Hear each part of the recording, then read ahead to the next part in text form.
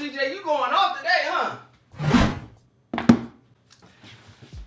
All right, it's time to talk about the M1 iPad Pro. I'm going to continue to use it longer than this video, and I will be doing another updated conversation on this, especially after WWDC. But I'm going to be real with you. As it stands right now, I'm returning this M1 iPad Pro 12.9 inch.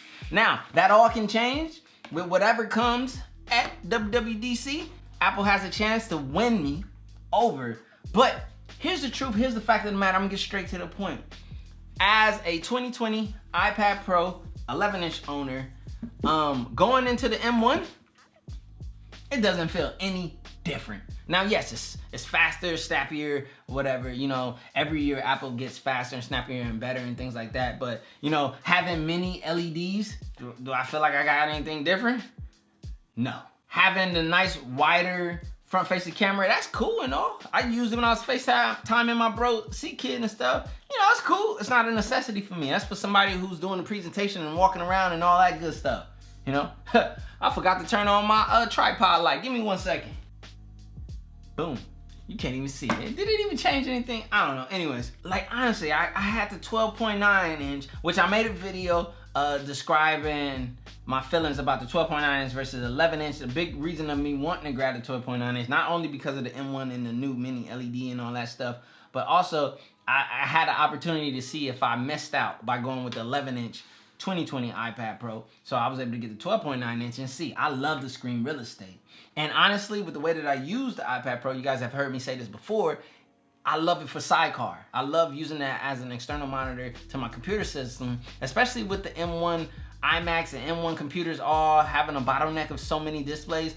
The M1 iMac can only have one external display going out. So I got my iMac display that's built in, and then I got an external one, but I might want another one. I like triple monitor setups. I can use the 12.9 inch, which has great screen real estate in comparison to the 11 inch to do that. And that's dope. I loved it. It performs super smooth. It's like butter and everything, but I can do the same thing with my 11 inch. It's just gonna be a smaller display, and that's the only caveat and trade-off. But in me using this 12.9 inch iPad Pro to do, you know, being on YouTube, watching videos and things like that, I haven't felt anything different. I feel like I'm using an iPad Pro. And I can't tell 2021 from 2020, if that makes sense. I'm not feeling any incentive. I'm not really feeling any upgrade. The only upgrade I personally made, considering the fact that I have an 11 inch, is in size. But as far as usability, as far as capabilities, like the iPad, I said this in the previous video, has a ceiling. And that ceiling is there. Even though the iPad power is exceeding this ceiling, that ceiling is there, and that ceiling is iPad OS. And I don't think it makes sense to put Mac OS on the iPad, because it's gonna mess up what Apple has created. This is an iPhone, this runs iOS. This is an iPad, this runs iPad OS. This is meant to be like the bigger, more capable version of this, kind of, sort of, you know, with the bigger display and all that stuff. But all in all, it's a tablet being capped at a tablet.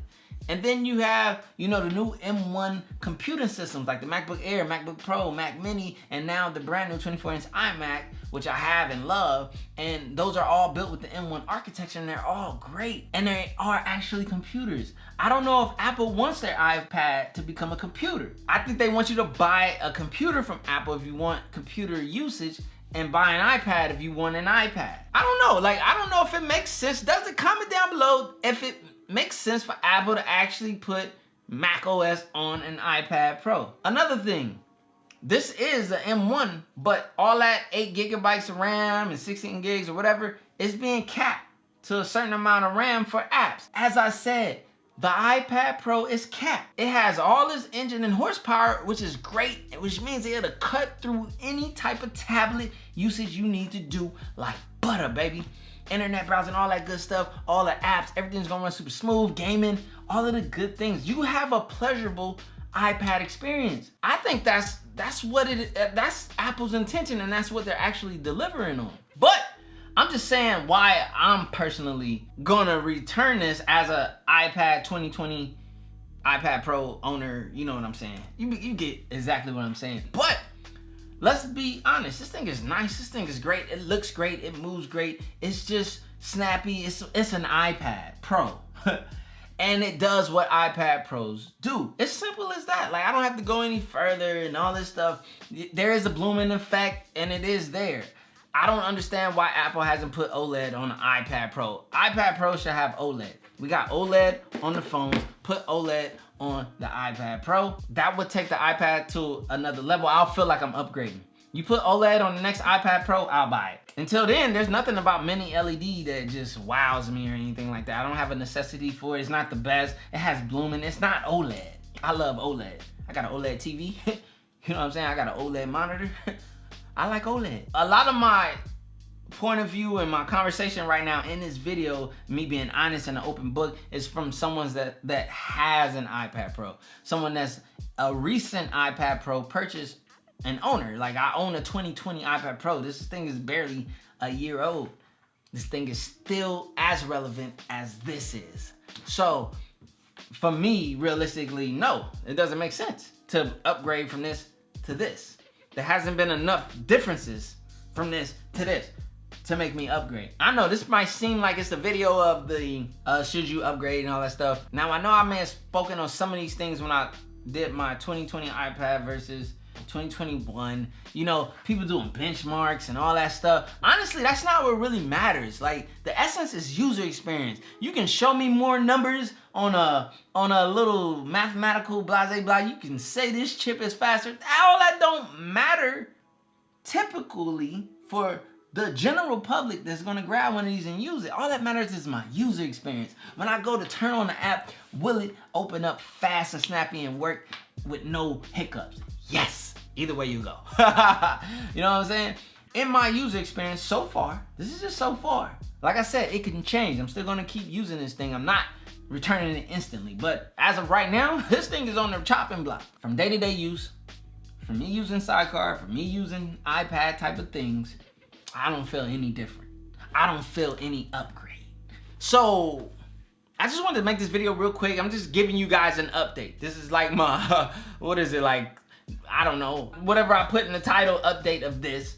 And this is where I stand. Now I'm gonna, as I said, this isn't the end. I'm gonna keep it. WWDC is around the corner. This is my challenge to Apple. Change my mind. Make me keep this thing. Until then, the 11-inch 2020 is the keeper. Peace. I put in work, you know I'm up to get it. Early bird gets the worm and the Yankee fitted. Like, whoa, bags under my eyes and you know, won't complain, I'm tired, I'm on go. For that grip, 10 toes till they swole. For that grip, 10 toes till they swole. Remember those days, those L's, I couldn't sleep right now. I get paid, vacay, I'm staying B-side. Breaking the blues over steak, I gotta eat right. You could be my peace sign.